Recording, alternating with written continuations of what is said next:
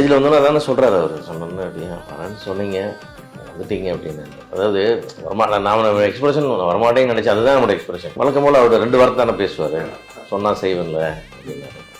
அதுதான் அவர் வந்து அதான் சொன்னார், ஒரு மேன் ஆஃப் டிசிஷன். அவர் முடிவு எடுத்துட்டா அவர் சொல்கிறதே தான்.